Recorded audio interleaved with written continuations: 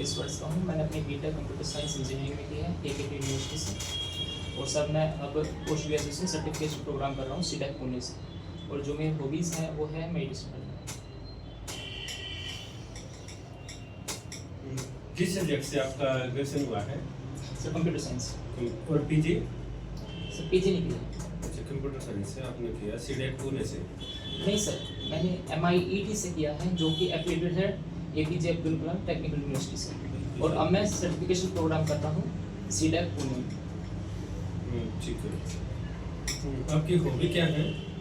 Sir meditation करना। Meditation, ठीक है। आपकी स्ट्रेंथ? सर ऑनेस्टी, डिसिप्लिन और fearlessness। ऑनेस्टी, डिसिप्लिन और fearlessness। और आपकी वीकनेस कोई दो बताइए।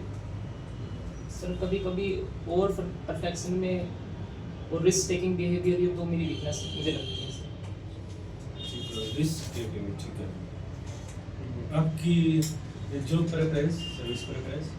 Sir deputy collector, treasury officer, assistant commissioner of GST और वर्क ऑफिसर पंचायत राज में।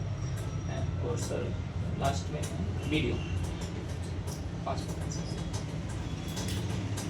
आपने डिस्ट्रिक्ट कलेक्टर को फर्स्ट प्रेफरेंस क्यों रखा? सर सबसे पहले तो सर इसमें डाइवर्सिटी ऑफ वर्क मिलता है हमें। और उसमें हम रियल टाइम पे जो मेजरमेंट कर सकते हैं ह्यूमन बिहेवियर में, वो देख सकते हैं। तो इसलिए मुझे लगता है कि ये मेरे लिए सही रहेगा।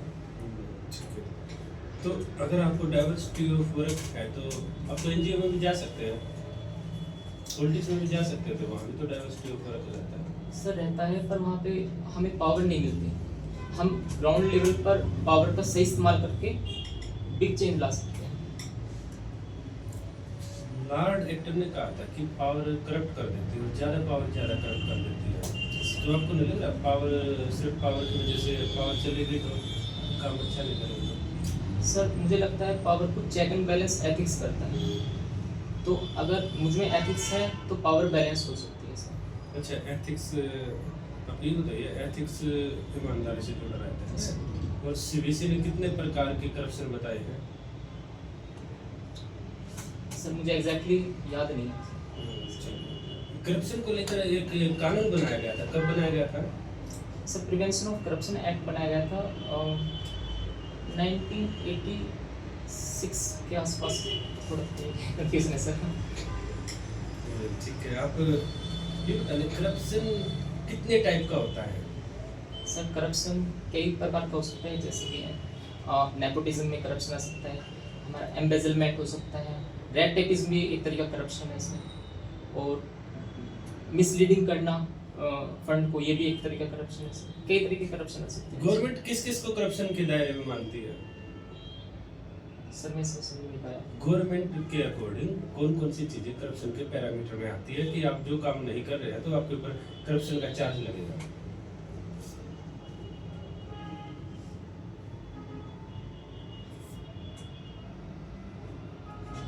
सर नहीं पता सर। स्टेटमेंट ठीक है, कोई बात नहीं। ठीक है, आप ये बताइए, आपने जो एथिक्स पढ़ा होगा? यस। ठीक है। एथिक्स में गांधीयन फिलोसफी क्या है? सर गांधीयन फिलोसफी ये कहती है कि हमें राजनीति के बारे में। एथिक्स के, हाँ, एथिक्स के डायमेंशन से राजनीति को गांधी जी किस रूप में देखते हैं? सर एक सोशल वेलफेयर के नज़रिए से देखा जाता है गांधीयन फिलोसफी, सर्वोदय से बोलते हैं सर। और सर ये पब्लिक ट्रस्टशिप जिसे एक कंसेप्ट है गांधीयन फिलोसफी के द्वारा दिया गया। अच्छा, ये होते हैं, देखिए गांधी जी ना ऐसी बात करते हैं कि जो पॉलिटिक्स है ना, पॉलिटिक्स अगर उसको धर्म से लिंक करके बोलते हैं और कुछ स्पेसिफिक बात बोलते हैं कि अगर धर्म नहीं है तो पॉलिटिक्स में वो एक अलग तरह की है, तो वो किस टाइप की बताते हैं?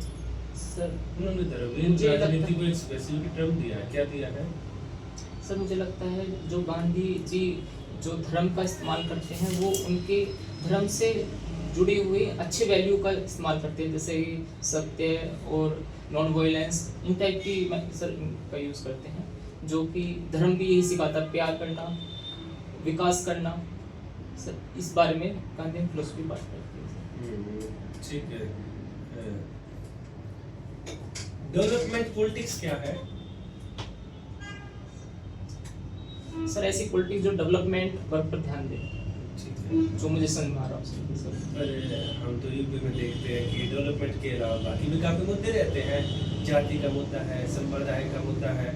जाति को लेकर अभी माननीय हाई कोर्ट ने कुछ स्टेटमेंट दिया है, जो पर्टिकुलर स्टिकर वगैरह लगाते हैं, जगह जगह जाति सूचक शब्दों का प्रयोग करते हैं, उसको लेकर क्या स्टेटमेंट दिया है?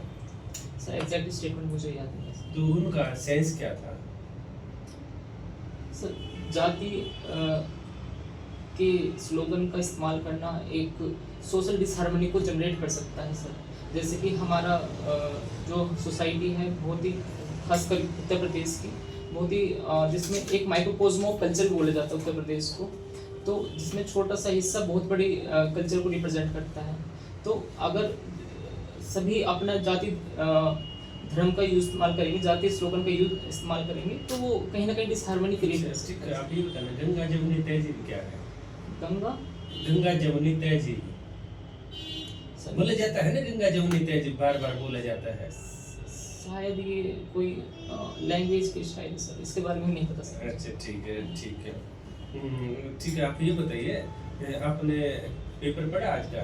नहीं सर, आज मुझे टाइम नहीं मिला, अच्छा। मैं ट्रैवलिंग में सर। अच्छा ठीक है। अभी अमेरिका ने टैरिफ का काफी चल रहा है भारत और अमेरिका के बीच में, क्या वजह है? सर जो मेन इशू जो पब्लिक डोमेन में आ रहा है वो है सर, अमेरिका एग्रीकल्चर अपने एक्सपोर्ट को बढ़ावा देना चाहता था, जो इंडिया कहीं ना कहीं रजिस्ट करता था। तो ये ट्रेड डील जो होनी थी पिछले वर्ष, वो अब जाके सर फाइनलाइज हुई है। अभी फाइनल साइनिंग रहती है, पर हमारा ये कंफर्मेशन हो चुका है सर। तो आपको नहीं लग रहा है, बार बार अपोजिशन बोल रहा है कि सरकार झुक गई है, तो सरकार अमेरिका के सामने सरकार ने भी सरेंडर कर दिया है? सर मुझे नहीं लगता कि सरकार ने सरेंडर करा है। सरकार बहुत सोच समझकर जितने भी हो सकते हैं हमारे कृषि विभाग में किसानों के हित के लिए उन्होंने उनके ध्यान को रखकर ये फैसला लिया है सर। क्या ध्यान रखा है? किन किन आइटम को शामिल किया गया और किन किन को बाहर रखा गया है? सर क्या दालें इसमें शामिल है? सर सोयाबीन ऑयल इसमें शामिल है, दालें शामिल नहीं है सर इसमें। श्योर है? Yes sir. ठीक है। तो कौन कौन से कृषि आइटम शामिल है इसमें? सर जैसे कॉटन सर इसमें शामिल है, सोयाबीन ऑयल शामिल है इसमें, वेजिटेबल ऑयल शामिल है सर इसमें। जिसमें भी इसमें शामिल कर दिए तो फिर सरेंडर हो गया सरकार का। सर क्योंकि हमारे यहाँ पे इनकी डिमांड, हम इंपोर्ट करते हैं sir vegetable oil, soybean oil को, तो मेन मुद्दा तो ये था ना, जेनेटिकली मॉडिफाइड क्रॉप के ऊपर था मेन मुद्दा। जब आप वहाँ से इंपोर्ट कर रहे हैं, पहले आप मना कर रहे हैं जेनेटिकली मॉडिफाइड क्रॉप हमें नहीं चाहिए, अब बोल रहे हैं कि आप अलाउ कर रहे हैं, तो काफ़ी कंट्रोवर्सी नहीं लग रही है। और अपने एक पुराने साथी को छोड़कर अमेरिका की तरफ सरेंडर करना काफ़ी अलग नहीं? आपको नहीं लग रहा देश की फॉरेन पॉलिसी अच्छा काम नहीं कर रही है? पुराने साथी से नहीं कहा। रसिया को छोड़कर आप अमेरिका से, रसिया से ये भी तो वायदा किया गया है ना कि हम तेल खरीदना बंद कर देंगे। सर अभी गवर्नमेंट की तरफ से कोई क्लियर स्टेटमेंट नहीं आया कि हम रसिया से तेल खरीदना बंद कर रहे हैं सर, तो वो तो कंटिन्यू चलता रहेगा मुझे लगता है सर। ठीक है, संविधान के किस आर्टिकल में विदेश संबंधों की बात की गई है? सर आर्टिकल 51 के क्या बोलता है, बताइए कुछ उसके बारे में। कि हमें अपनी पब्लिक पॉलिसी, सर मैं एग्जैक्ट याद नहीं कर पा रहा। कोई बात नहीं, आप उसका सेंस बता सकते हैं क्या बोल रहा है? सर हमें अपनी पब्लिक पॉलिसी कोऑपरेटिव और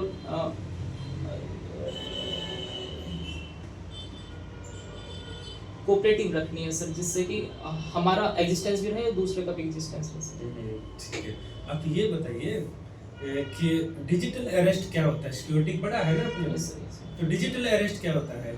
सर डिजिटल अरेस्ट एक साइबर क्राइम है, जिसमें जो साइबर क्रिमिनल है इम्पर्सनेट कर कर डिजिटल फ्रॉड करता है सर, इसे सर डिजिटल अरेस्ट कहते हैं, जिसमें कि वो साइबर क्रिमिनल एक इम्पर्सनैलिटी ले लेता है एक सीबीआई ऑफिसर की या फिर आईबी ऑफिसर की, और उन्हें जो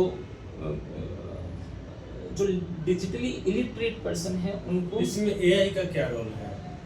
सर एआई का ये रोल हो सकता है कि डीप फेक जो जिसे बोलते हैं, या डीप फेक वीडियो का इस्तेमाल कर कर इम्पर्सनेशन किया जा सकता है sir.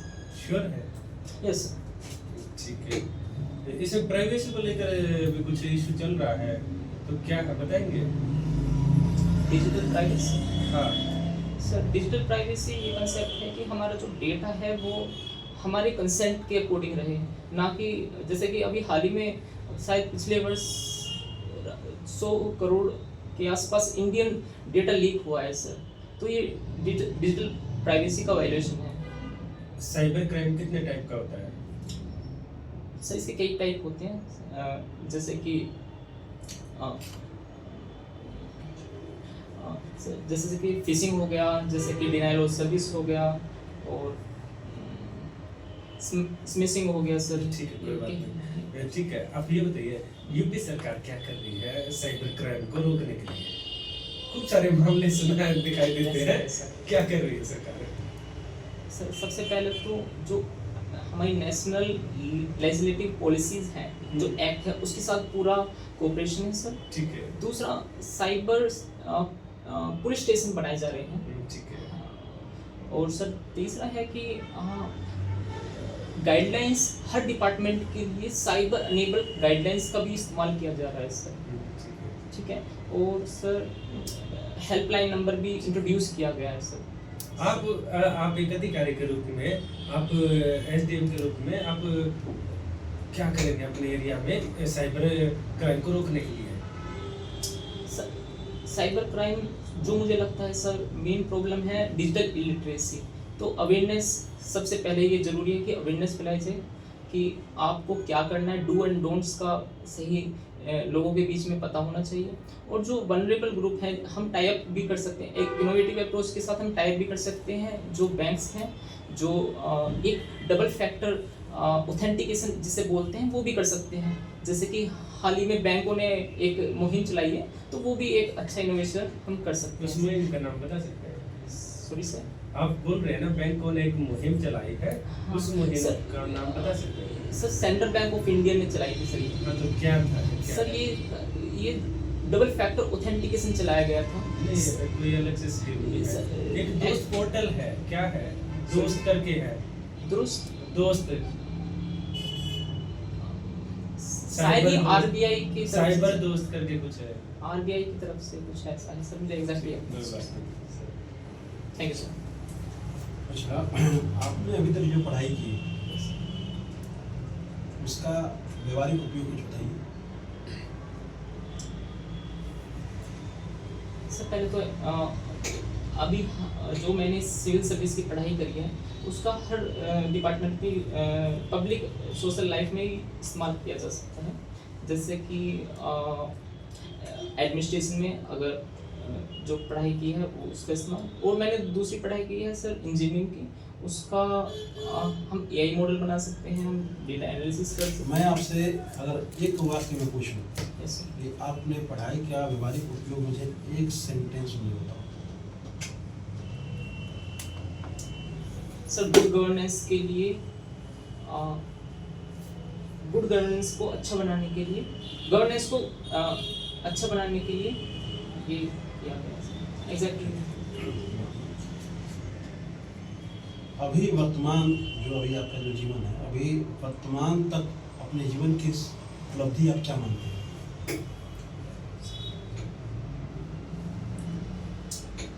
Sir risk taking behaviour और fearlessness। यूपी की सबसे बड़ी चुनौती क्या है वर्तमान में?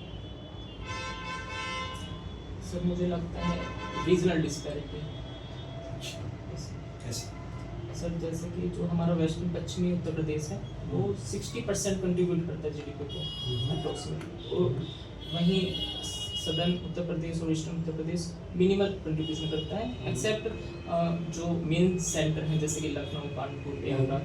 इनके अलावा तो उत्तर प्रदेश में बहुत ज़्यादा रीजनल बैकवर्डनेस है। तो एक कंसेप्ट बोला जाता है कि आइलैंड ऑफ डेवलपमेंट और सी ऑफ पॉवर्टी, उसकी नज़रिए से उत्तर प्रदेश को देखा जाता है। तो उसको दूर करने का कुछ उपाय बताओ आप, सुझाव दो। सर मुझे लगता है रीजनल डेवलप, जैसे उत्तर प्रदेश की पॉपुलेशन है उसके लिए रीजनल डेवलपमेंट की बहुत ज़रूरत है कि जो युवा हैं उन्हें माइग्रेशन ना करना पड़े अर्बन सेंटर में, और लोकल लेवल पे रीजनल डेवलपमेंट के जैसे कि हमारी स्कीम है Shyam Prasad Mukherjee rural urban mission, या फिर एस्पिरेशनल ब्लॉक, एस्पिरेशनल डिस्ट्रिक्ट, ये सब रीजनल डेवलपमेंट की बात करते हैं सर। ठीक है। नैतिक दुविधा क्या होती है? सर इसमें हमें एक डिसीजन लेना पड़ता है, जो बहुत सारे डिसीजन कॉम्पिटिटिव डिसीजन होते हैं और उसमें एक डिसीजन लेना पड़ता है, जो डिसीजन होगा वो दूसरे डिसीजन को कॉन्फ्लिक्ट कर सकता है। इसमें जैसे कॉन्फ्लिक्ट ऑफ इंटरेस्ट हो गया या फिर कॉन्फ्लिक्ट ऑफ ड्यूटी हो गया, ये सर मैं जितना मैं याद कर पा रहा हूँ सर। यूपी में एक जनपद एक उत्पाद यस योजना को लॉन्च किया है, उसका क्या महत्व है? सर उसका ये इम्पोर्टेंस है कि हर एक डिस्ट्रिक्ट में एक हम चूज करेंगे प्रोडक्ट जो कि वहाँ की रीजनल इकोनॉमी को प्रमोट करेगा। जैसे कि अगर मैं अपने बागपत का बागपत का शहर का निवासी हूँ, तो मैं अपने बागपत की बताऊँ तो हमारे यहाँ पर होम फर्नीचर का प्रमोशन किया जा रहा है। तो वहाँ पर एक जो रीजनल इकोनॉमी है, जो डिस्ट्रिक्ट लेवल पे इकोनॉमी से प्रमोट करने की बात की जा रही है, वो जॉब्स भी देगा, वो एक पुश करेगा इन्वेस्टमेंट के लिए भी। तो ये ओवरऑल जो रीजनल इकोनॉमी है वो डेवलप होगी सर। आप बागपत के हैं? Yes sir. तो बागपत के कोई 3 प्रमुख विशेषताएं बताइए मुझे। सर ये यहाँ पर एग्रीकल्चर इकोनॉमी है, जहाँ पर जो गन्ना उत्पादन सबसे ज़्यादा होता है सर। यूपी में रीजनल लेवल पर हमारे यहाँ पे गन्ना उत्पाद होता है सर। दूसरा सर जो दूसरा है यहाँ पर, जैसे कि यमुना के किनारे हैं, तो यहाँ पे जो सैंड है वो एक इम्पोर्टेंट मिनरल रिसोर्स माना जाता है सर। अच्छा। और तीसरा? सर तीसरा ये है कि यहाँ पर टूरिज्म का बहुत पोटेंशियल है सर। अच्छा। जैसे कि पूरा महादेव का टेम्पल हो गया, जो बहुत ही यूपी गवर्नमेंट ने भी इसे इंफ्रास्ट्रक्चर डेवलपमेंट की बात की है, और साथ के साथ यहाँ पर आर्कोलॉजिकल साइट भी है, जैसे लाक्षागृह है, और टेम्पल इकोनॉमी सर यहाँ पर मैं मानता हूँ कि बहुत पोटेंशियल है सर। ठीक है। तो आपके डिस्ट्रिक्ट के समीपवर्ती कौन कौन से जिले हैं? पड़ोसी जिले? Sorry sir? पड़ोसी जिले कौन कौन से हैं बागपत के? सर मेरठ हो गया, शामली है, गाजियाबाद है, जो उत्तर प्रदेश में है सर। मेरठ के किसी उत्पाद को भी जीआई टैग मिला है? हाल फिलहाल में हो 6 महीना सब पहले। सर शायद स्पोर्ट इंडस्ट्री में से कुछ मुझे याद नहीं है सर। अच्छा, मान लो कि आप एसडीएम के पद पे आप तैनात हैं और आपके क्षेत्र में दंगा बढ़ जाता है, यस सर। तो आपकी प्राथमिकताएं क्या होंगी? मुझे क्रम से बताना है, प्राथमिकताएं आपकी क्या होंगी? सर सबसे पहले जो मेरी प्राथमिकताएं होंगी वो होगी दंगे को समझना, कारण क्या है सर उसका। दूसरा है सर उसको पीसफुली रिजोल्व करना एक डायलॉग के साथ में। हम कम्युनिटी की सपोर्ट भी ले सकते हैं, या फिर जो रिलीजियस लीडर उनका भी सपोर्ट ले सकते हैं, या फिर हम पॉलिटिकल लेवल पे भी सपोर्ट ले सकते हैं कि कम्युनिटी की डायलॉग के साथ में वो सुलझ जाए। तीसरा, अगर वो नहीं सुलझता है तो हमें बल का प्रयोग करना पड़ेगा सर, और तो उसकी आप लेवल जब तक आप दंगे के कारण को समझेंगे तब तक दंगा तो और उसको और फैलेगा। तो हम बल का इस्तेमाल करेंगे सर। सबसे पहले आप बल का प्रयोग कर देंगे? सर मैंने बताया कि हम डायलॉग का इस्तेमाल करेंगे, सबसे पहले प्रायोरिटी में डायलॉग रहेगी, फिर बल रहेगी। अच्छा, यस ठीक है। आपने कहा था कि आपका स्ट्रेंथ ऑनेस्टी है। यस ऑनेस्टी और इंटीग्रिटी, यस क्या अंतर है दोनों? सर इंटीग्रिटी आया है इंटीजर से, कि जिसका मतलब है कि हर सिचुएशन पे अपना होलनेस दिखाना, अपनी कंप्लीटनेस दिखाना, जैसे आप हो उसी टाइप के दिखाना। और ऑनेस्टी हमारा वेरी कर सकता है सर। सुपरलेटिव हम अगर बात करें तो ऑनेस्टी एक बड़ा डोमेन है और इंटीग्रिटी एक बड़ा डोमेन है, ऑनेस्टी एक छोटे डोमेन स्ट्रेंथ में नापा जा सकता है सर। Thank you sir. आपने ग्रेजुएशन किया कंप्यूटर साइंस से, बीटेक किया है। क्लाउड कंप्यूटिंग क्या होती है? मैम हमारे यहाँ पे उससे पहले समझाने के लिए उससे पहले हमें क्लाइंट सर्वर देखना पड़ेगा, जिसमें कि क्लाइंट और एक यूज़र होता है और एक सर्वर एक डोमेन के पास, एक कंपनी के पास में होता है, जहाँ पर क्लाइंट और सर्वर कम्युनिकेट करते हैं, जहाँ पर जो सर्वर होता है इंटरनेट के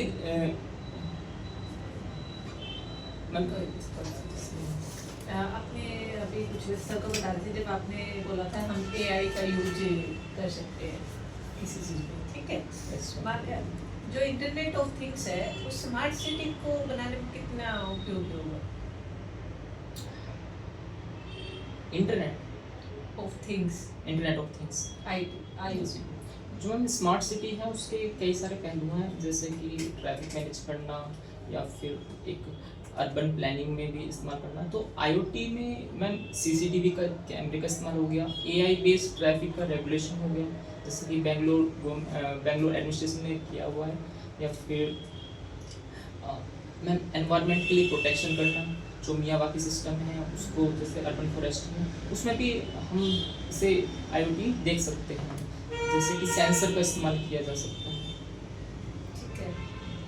information technology means IT digital divide को मतलब डिवाइड को कितना कम करने में उपयोगी है?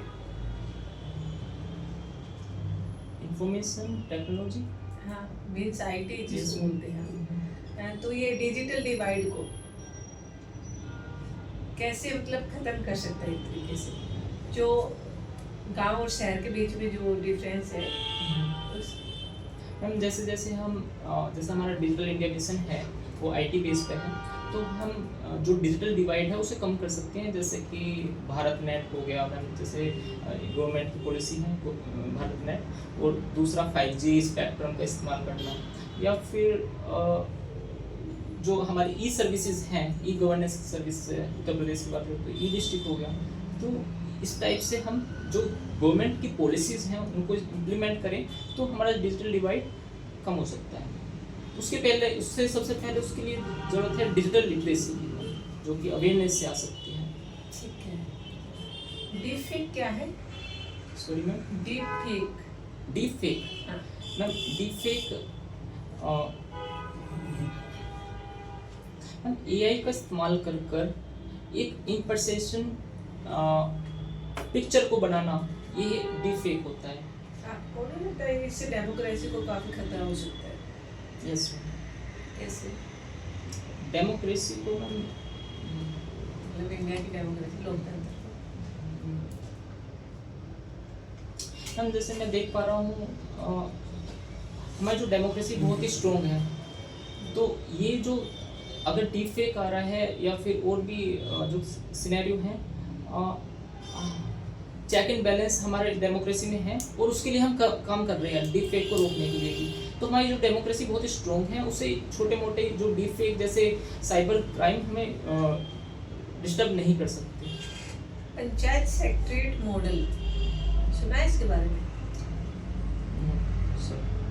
ठीक है। एक हॉट कुक्ड मील स्कीम है, हॉट कुक्ड मील स्कीम, जानते हैं? मिड डे मील स्कीम का ये पार्ट हो सकता है, इसके बारे में नहीं पता मैम, सॉरी। आप ये बताइए कि आपने बताया कि आपकी हॉबी मेडिटेशन करना है। Yes ma'am. आपकी first preference I think deputy collector है, आपने रखा है। इतना हेक्टिक शेड्यूल रहता है, उसमें मेडिटेशन में टाइम ही नहीं मिलता है, तो आप कैसे फॉलो करें? मैम मेरे जो मैं कंसेप्ट मानता हूँ मेडिटेशन एक सेल्फ अवेयरनेस है। अगर मैं आपसे यहाँ पर बात भी कर रहा हूँ तो मैं एक सेल्फ अवेयर हूँ, तो वो भी मेडिटेशन का ही एक हिस्सा है। अगर हम और ब्रॉड अगर उसके लेवल बढ़ाए जाएँ तो मेडिटेशन का मतलब है किसी चीज़ को चेंज करना, पर्टिकुलरली अगर बात करें तो कॉन्शियस माइंड को चेंज करना, तो ये मेडिटेशन है। तो मेडिटेशन विपासना सुना हो, विपासना क्या है? सर मैम विपासना एक मेडिटेशन का टाइप है जिसमें हम अपनी ब्रेथ पे या किसी विचार पर, हमारी सांस पर या किसी विचार पर ध्यान करते हैं, उसे विपासना। मान लीजिए आप एसडीएम बन जाते हैं, ठीक है, यस मैम। तो आपके पहले 3 प्रेफरेंस क्या रहेंगी काम करने की? कि आप किस पे काम करना, किस चीज़ को चेंज करना चाहिए?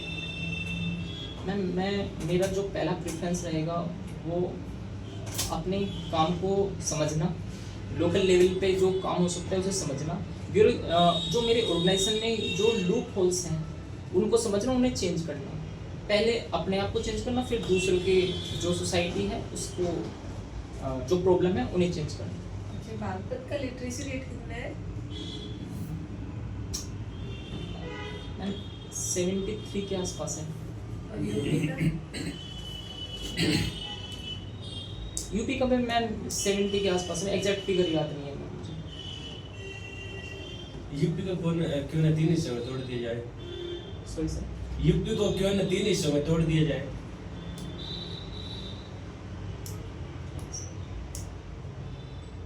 सर यूपी को अगर 3 हिस्सों में तोड़ दिया जाता है तो कहीं ना कहीं वो रीजनल इम्बैलेंस क्रिएट कर सकता है सर।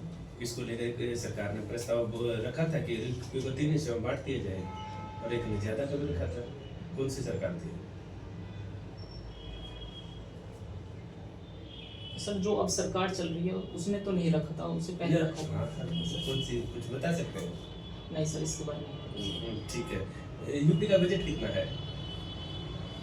यूपी का बजट सर जो अभी आया है वो 9,12,000 करोड़ है 9,12,000 है। 9.12 लाख करोड़ है सर। 9.17 लाख करोड़ है या 12 लाख करोड़? 12 लाख करोड़ है सर। श्योर है? Yes sir. ठीक है, आप ये बताइए सबसे ज्यादा यूपी की सबसे जो 3 मेजर समस्याएं हैं वो बताइए कौन सी हैं?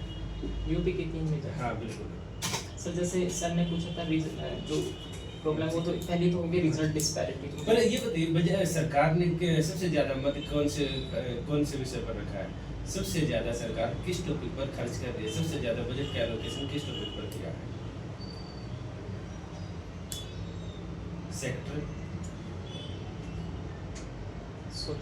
याद नहीं सर मुझे। शिक्षा पर किया है। ठीक है। शिक्षा को लेकर एक पॉलिसी पारित हुई थी, new education policy. Yes sir, yes sir. तो वो क्या बोलती है? उस शिक्षा को कितने उसमें स्टेज में डिवाइड करती है?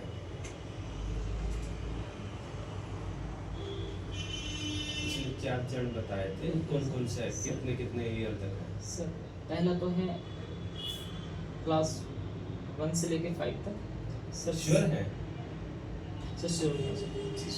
इससे आ सकते हैं जब से पेन कॉपी लेकर सामने पेन सर लाने से उधर से पेज उधर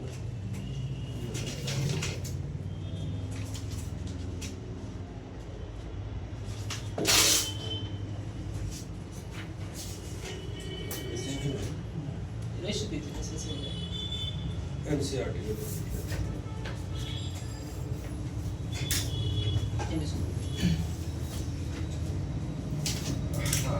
देखो अलग अलग मेंबर अलग अलग टॉपिक पर आपको फीडबैक देंगे। जो मेरे हिस्से में है टॉपिक उस पर मैं फीडबैक देता हूँ, मेरे वाले हैं जो पर मैं आपसे पूछ रहा था हर बार, मुझे ये लग रहा था कि आपसे पूछे क्या आप एकदम बिल्कुल नर्वस हो जा रहे थे, इधर देख रहे थे, उधर देख रहे थे, ऐसे देख रहे थे, वैसे देख रहे थे। आपको ना देखो, आपने जो टॉपिक हमेशा याद रखना, आप जो टॉपिक उठाते हैं उसके आसपास की आपको जानकारी होनी चाहिए। आप कुछ भी अगर बोलते हैं कि बोर्ड आपसे बात करेगा तो आप कुछ उल्टा सीधा बोलेंगे तो उसका जवाब भी उल्टा सीधा ही जाएगा। आपसे आगे पूछेगा ना, कोई आपने कुछ जवाब दिया तो उससे आगे पूछने का गुंजाइश बनती है।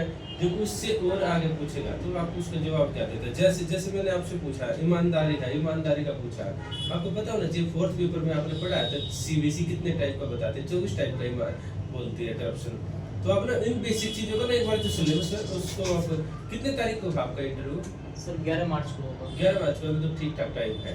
तो आप ना एक बार क्या करना, जो आपका सिलेबस है ना, जो आपने जो भी आपने अभी में इसके टाइम पढ़ा था उसको ना गो थ्रू होकर जाना जरूर है। ठीक है। दूसरा एक बार बजट को जाकर देखना कितने का है। ठीक है सर। ठीक है। और अगर यूपी की इशू है तो यूपी के इशू पर ना आपने रीजनल डिस्पैरिटी बताया, आपने वो बताया सरकार एजुकेशन पर खर्च कर रही है। तो क्वेश्चन बनता है कि एजुकेशन पर क्या एजुकेशन इशू नहीं है? हाँ, कोड लेवल पे सर। तो आप ना उन चीज़ों को ना थोड़ा सा इंटरलिंक करके आप थोड़ा देखिएगा। ठीक है। साथ में आपका ये रहेगा कि ठीक है, आपने गांधी जी बोलते हैं उसको मृतदेह के समान मानते हैं, धर्म भी हिंद राजनीति को डेड बॉडी के रूप में मानते हैं। तो वो ये मानते, तो वहाँ से जो आप, क्योंकि आप खुद एथिकल और उस डायमेंशन पर लेकर गए, तो आपको उन चीज़ों को ना उसमें से अच्छे से पढ़ाई करना है। बाकी ठीक है, आप बार बार कभी हाथ उठा रहे हो तो सर बता देंगे आपको डिटेल में क्या कुछ आपका था पर्सनैलिटी वाले हिस्से में। मेरा तो यही रहेगा, आपने अगर कंप्यूटर साइंस से आपने किया है, तो आपने बताया ना आपने क्या किया है, BC है, कंप्यूटर साइंस से किया, इंजीनियरिंग किया, तो आपको कंप्यूटर साइंस से किया है, तो आजकल डिजिटल साइबर क्राइम चल रहे हैं, आप उनसे ना लिंक करके पूछने का बहुत चांस रहता है, भाई आपने किया है तो आपको क्यों नहीं जानकारी होगी। मैं तो बिल्कुल उम्मीद करूँगा आपको जानकारी हो। अगर वो जानकारी है तो उस जानकारी को सिस्टम कैसे यूज कर रहा है, यूपी सरकार कैसे यूज कर रही है, यूपी में कौन कौन से प्रोजेक्ट चल रहे हैं, उन सारी चीज़ों को आप देखना। जैसे जैसे साइबर को लेकर क्या चल रहा है, डिजिटल लिटरेसी को लेकर, वो अच्छा लगा आपने बोला। तो इन चीज़ों को लेकर डिजिटल लिटरेसी क्या है, उसका बेसिक और कंसेप्ट, तो आप ना अपना जो आपका ग्रेजुएशन का है ना, उनका से एक बार उसमें से भी नज़र निकालने का है, आप निकालिएगा। ठीक है, थैंक यू। क्या नाम होगा? अंकुश नाम है ना? अंकुर शर्मा। अंकुर। अच्छा, अंकुर। Yes, yes, sir। अच्छा, बताओ पहले क्या क्या फील हुआ आपको? सर एक तो मैं नर्वस हो जाता हूँ तो वो ब्लैंक हो जाता है, तो जो होता है ना आर्टिकुलेशन होता है सर, नहीं हो पाता सही से प्रैक्टिस करें आर्टिकुलेशन से। जैसे आपने स्टार्टिंग में क्वेश्चन पूछा था मुझसे, तो उसमें कंफ्यूजन हो गई सर, पता नहीं चला मुझे उसमें क्या हुआ कि आप कैसे उसे इस्तेमाल करेंगे जो आपने पढ़ा है। ठीक है, बताते हैं, है ना? एक तो जो ना आपको अपने बॉडी लैंग्वेज पे काम करने की जरूरत है। अब जब मेरी तरफ देख रहे थे तो मेरी तरफ देख रहे थे शायद, मैंने ये देखा था, बाकी सर बताएंगे। ठीक है, तो बॉडी लैंग्वेज पे काम कीजिए। ठीक है, एक तरह से आपका जो हैंड मूवमेंट है ना, काफ़ी हो रहा था, नहीं करना है सर। नहीं करना। ठीक है, आप एकदम आराम से रखिए ना, ऐसे रखिए, ठीक है। हैंड मूवमेंट बहुत हो रहा था, ठीक है, कभी इधर हो रहा है, कभी ऐसे हो रहा है ना, हाथों की उंगलियां बोलता गैप था ना, इस सब हेड मूवमेंट ही बहुत अपना हो रहा था, ऐसे कभी ऐसा हो रहा है, ऐसे हो रहा है ना, फेस एक्सप्रेशन, मान लो कि कोई अगर आप कहीं फंस रहे हो या कुछ याद नहीं पा रहा तो हम ऐसा कर लेना, है ना। सर थोड़ी लैंग्वेज बैरियर हो रहा था, मुझे लग रहा था ना, तो इस तो आप दो बार ऐसे पूछ सकते थे, लैंग्वेज बैरियर हो रहा था, दो बार पूछिए, तीसरी बार वीडियो पूछिए। में देखना आप, है ना, आंखें जैसे आप ये है ना, जीभ बाबा का निकल रहा था, जीभ, है ना।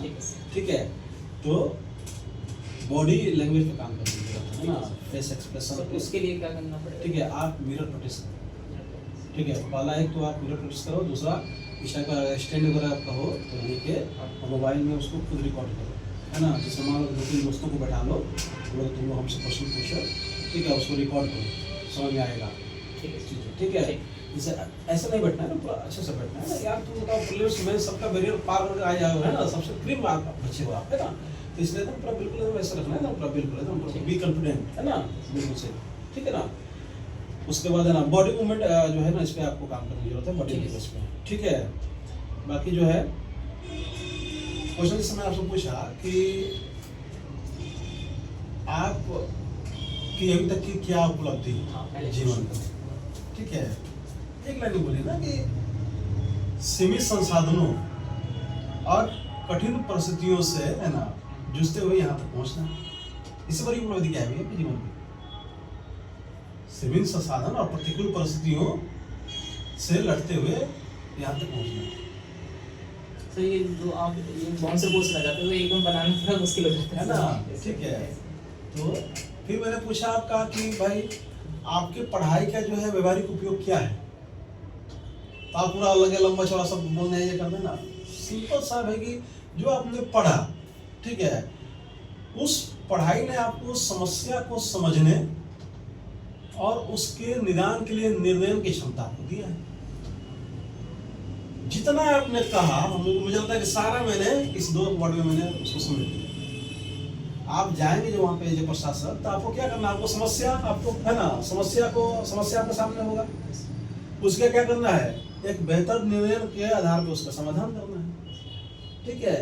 तो आपका जो जवाब होगा, उस जवाब से बिल्कुल प्रशासनिक अप्रोच लगना चाहिए, ठीक है, एकदम कट टू कट, ठीक है। अब्राहम लिंकन ने क्या कहा था, एक अपने अधीनस्थ को बोला था कि मैं किसी अरबी नस्ल के घोड़े के दुम में कितने बाल हैं, इसको जानने से ज़्यादा मुझे इंटरेस्ट ये है कि वो उसका दौड़ कैसा है, ठीक है, उसकी रफ्तार कैसी है ना, समझ रहे हो ना इस चीज़ को, कॉन्फिडेंस। हाँ ठीक है। और उसका फिर मैंने आपसे क्या पूछा, आपसे ये पूछा था जो अभी सब ने कहा है ना कि जो पूछा कि सबसे बड़ी चुनौती क्या है, आपने कहा कि क्षेत्रीय विषमता, ये लगा आपने ना ओरिजिनल है ना, तो कहीं ना कहीं ऐसा फिर आया ना कि क्यों बांट दिया जाए 3 हिस्सों में यूपी को,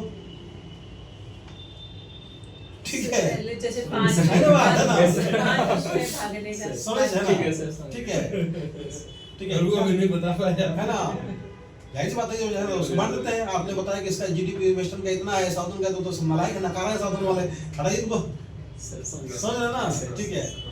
आपको क्या कहना है, आप कहिए, जैसे कहा जाए कि भाई यूपी की सबसे बड़ी प्रमुख चुनौती क्या है, रोजगार Yes. एवं गुणवत्तापूर्ण शिक्षा, स्वास्थ्य, जो बेसिक है वही बताना है। बिल्कुल। अब आगे रहते कि शिक्षा पर सबसे ज्यादा बजट में खर्च हो रहा है, चुनौती आ गया आपके पास, सही। ठीक है, इसका निदान, रोजगार, Yes. ठीक है, और स्वास्थ्य, इससे बड़ी चुनौती क्या है, ठीक है, ये यूनिवर्सल है ठीक है, आगे समझ में। Yes. फिर आपसे मैंने कहा है ना कि भाई अगर दंगा भड़क जाए तो आप क्या करें, ठीक है, तो जब दंगा अगर यदि भड़क गया कहीं पे, तो क्या सबसे पहले आप क्या दंगे के कारणों की जांच करेंगे, या सबसे पहला एक्शन क्या होगा, दंगा जो है, दंगा आपका फैले नहीं, उसके लिए धारा की 44 लागू करना, पहली प्राथमिकता आपकी होनी चाहिए ना, भाई दंगा भड़के नहीं है ना, और ज्यादा वो फैले नहीं, सबसे पहले एकदम पूरा 144 लागू करो इसको, उसके बाद है ना, ठीक है, कारणों की जांच पड़ताल। फिर आपने जो कहा है ना कि स्थानीय जो नेता जो हैं है ना, बहुत अच्छा जवाब दिया कि सामाजिक धार्मिक रूप से जो नेतृत्व है ना, उनका हम ये करके संवाद और न्यूनतम बल का जब भी प्रयोग करेंगे आप, तो न्यूनतम बल का प्रयोग करेंगे, वो अलग है कि प्रैक्टिकली सबसे लठ बजाता है ठीक है, लेकिन आपको आंसर देना है न्यूनतम बल का प्रयोग, ठीक है ना, और भी कुछ पूछा था मैंने, ये सब पूछा है ना, और क्या पूछा था? ऐसा भी याद नहीं था।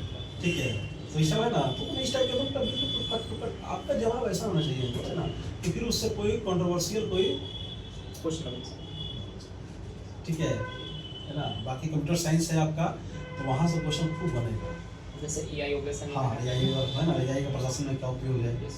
ठीक है, क्या उसका लाभ है, क्या उसका हानि है ना, आपका हॉबी क्या है, मेडिटेशन प्रैक्टिस। वही का देख लेना, 9.12 लाख करोड़ का है, अलग अलग सेक्टर में जितना भी नया लोकेट किया गया ना, उसको देख कर जाएगा। सर इकोनॉमिक सर्वे भी आया है सर।